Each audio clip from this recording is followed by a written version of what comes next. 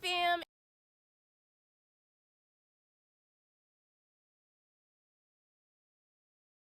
It's your girl Ashley and I get back with another video, and today I'm going to be checking out for the first time Stephen Fry. I've seen his name come up a couple of times in the comment section. I'm not exactly sure if you guys wanted me to check him out on the Graham Norton show or not, so I decided to go with this title because it seems extremely interesting.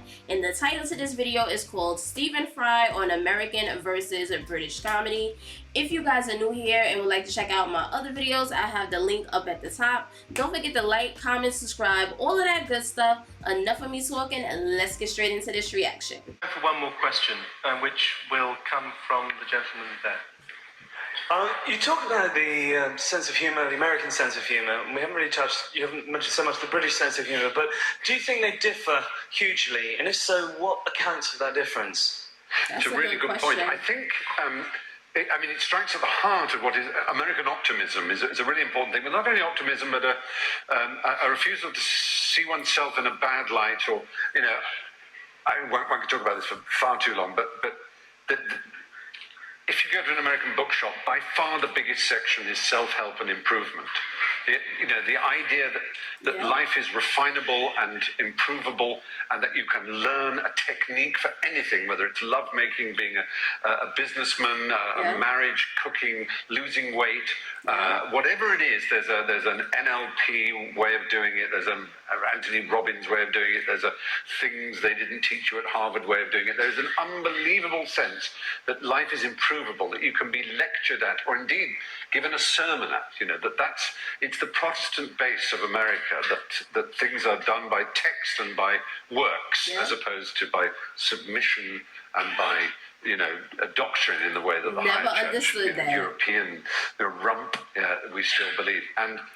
And there is a sense of original sin in Europe. I mean, this is a bizarre theory that I won't push to its limit, but when it comes to comedy, it's satisfactorily, I think, obvious that the American comic hero is a wisecracker who is above his material and who is above the idiots around him.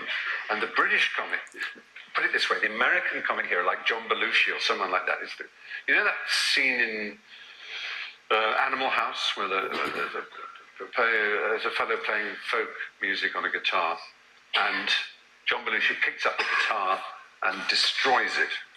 And the cinema love it, because he just smashes it and then waggles his eyebrows at the camera. Everyone says, God, he's so great. Well, a British comedian would want to play the folk singer.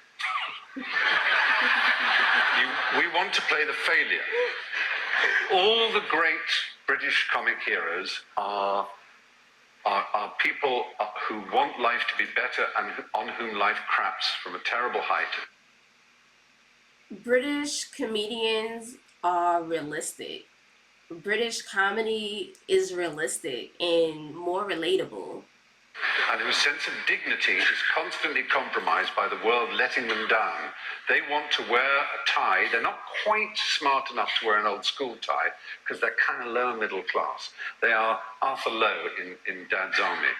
They are Anthony Aloysius Hancock. They are Basil Fawlty. They are Del Boy. They are Blackadder. They're not quite the upper echelons, and they're trying to be decent and right. Everything tries to be proper. They're even David Brent from The Office. And their lack of dignity is embarrassing. They are a failure. They are an utter failure. They're brought up to expect empire and respect and decency and being able to wear a blazer in public, and everyone around them just goes.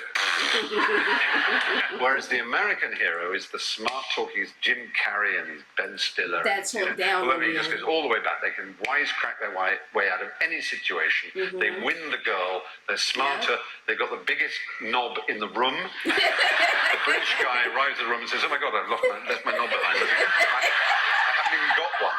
And in a sense, comedy is the microcosm that allows us to examine the entire difference between our two cultures. Ours is bathed in failure, but we make a glory of our failure. We celebrate it. We love the fact that every great British comic hero can go into a dictionary. He's a bit of a Basil Fawlty. He's a bit of a Captain Mannering. He's a bit of a Steptoe. He's a bit of a Baldrick. He's a bit of a Blackadder. He's a bit of a this. That characters that we recognise, all of them, so flawed as to be an utter disaster.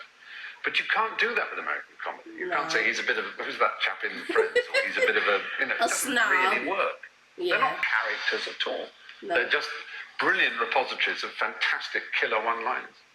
That is so true, and that's why I love British comedy and British comedians, because now that I'm into it, a lot of like the shows and stuff like that are relatable. As far as In-Betweeners is so relatable. Teenagers hanging out, just doing typical fun teenager stuff. I honestly genuinely love British comedy. I love British sitcoms. I feel like British comedians are more relatable. They don't try too hard. It's just like realistic, you know. It's not really cheesy. The Peep Show, Outnumbered, it's just relatable versus American sitcom where everybody is, you know, stuck up, come from money and stuff like that. I definitely agree. I feel like a lot of the American sitcoms and comedians, they try too hard, and they also push this narrative of the American dream a lot of the times, and there's really no such thing as the American dream. Like, it's just, there's no such thing. Comment down below, let me know what you guys think, and let me know how you guys feel, and I'll see you guys in the next video. Bye, fam.